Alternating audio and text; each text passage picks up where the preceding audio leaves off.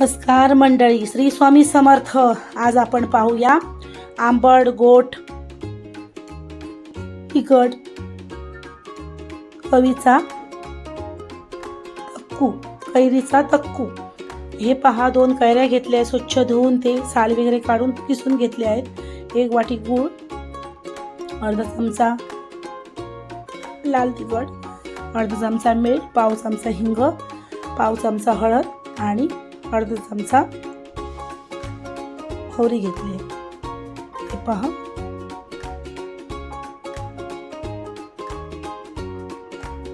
कैरी घालून घेतली आहे. मीठ,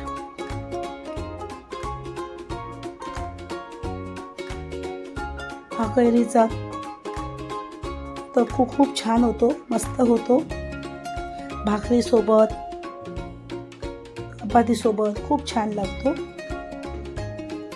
गोळ आणि कैरी एकजीव करून घेतली आहे आणि मीठ घातलं याच्यामध्ये. 5 मिनिटं ठेवायचं. आता आपण फोडणी करून घेऊया. तेल घातलं आहे 2 चमचे. छानपैकी तेल गरम होऊ दे. याच्यामध्ये मोहरी घातली आहे. छानपैकी ते कुटू दे मोहरी आणि हिंग, आणि गॅस बंद केला आहे. आणि त्याच्यावर थंड झाल्यावर हळद आणि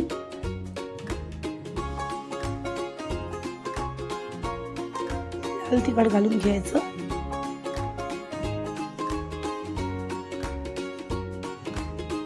काश्मीरी घेतले आहे लाल तिखट, तुमच्या आवडीप्रमाणे घ्या. आणि फोडणी थंड झाल्यावर ते ओतून घ्यायचं. हा कैरीचा तक्कू खूप छान होतो, मस्तच होतो. तुम्ही पण करा माझ्या पद्धतीने. हे पहा कैरीचा तक्कू करून तयार झाला आहे. खूप छान दिसत आहे, मस्त कलर वगैरे आला आहे. तुम्ही पण नक्की करून पहा. हे पहा, खूप छान दिसत आहे.